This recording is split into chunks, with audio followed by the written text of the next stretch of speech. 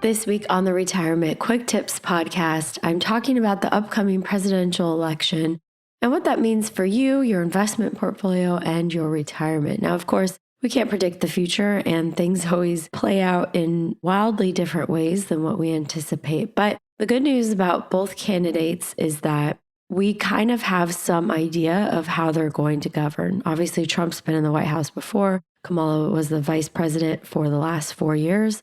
And they have a long enough history now where we can kind of determine, based on what they say they're going to do, what might end up coming to fruition.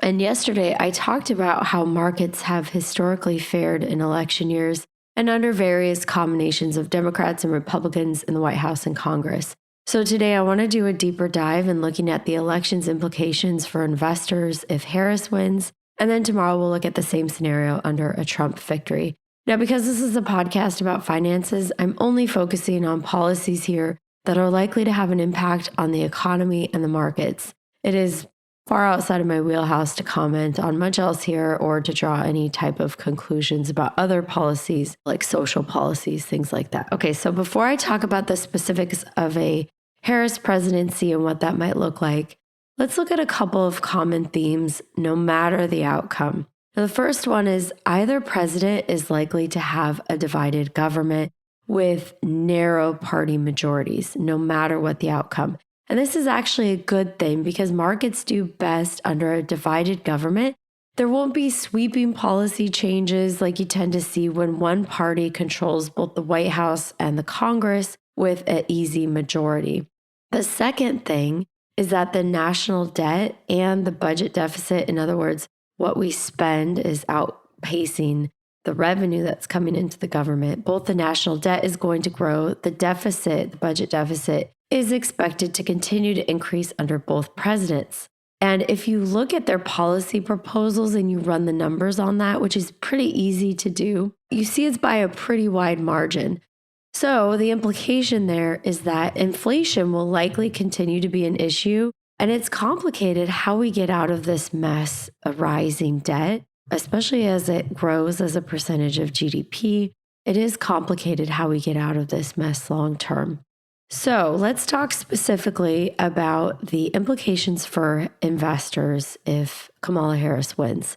This information is compiled by the Committee for a Responsible Federal Budget. They are a nonpartisan, nonprofit organization committed to educating the public on issues with significant fiscal impact. So these estimates, they reflect the expected impact of policies that it can easily be found on the campaign websites, policies that have been proposed through official campaign announcements, white papers, social media posts. So this isn't distorted hearsay about what they're likely to do. This is actually coming from the mouths themselves and the campaigns themselves. For Harris, taxes will go up for some and they would go down for others. And the major policy proposals include extending the Tax Cuts and Jobs Act for households making less than $400,000.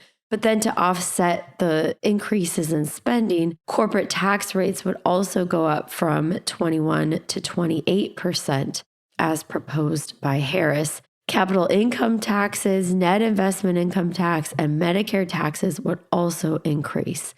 And as with most tax changes or tax increases, there are winners and there are losers, and the impacts on individuals as well as economic growth can really vary. So again, this may not materialize in the way that it's proposed because a lot of this is going to need to require legislative approval from Congress, which may or may not happen. Trade is another area where policies differ between Harris and Trump. Harris would employ tariffs that are targeted at specific industry and certain countries like China specifically. The likely outcome here is that you'll see impacts of targeted tariffs in specific industries. And so it would only impact sectors of the economy versus broad impacts on the entire economy.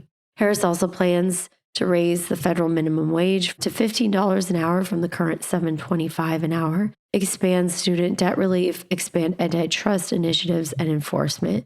Raising the minimum wage and expanding debt relief would be inflationary, but it's not likely to go through if government remains divided. So some of these regulatory changes, tax implications you just kind of have to wait and see what happens, what the makeup of Congress looks like.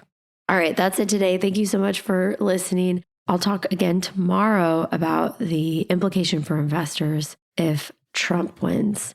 All right, my name is Ashley Michike, and this is the Retirement Quick Tips Podcast.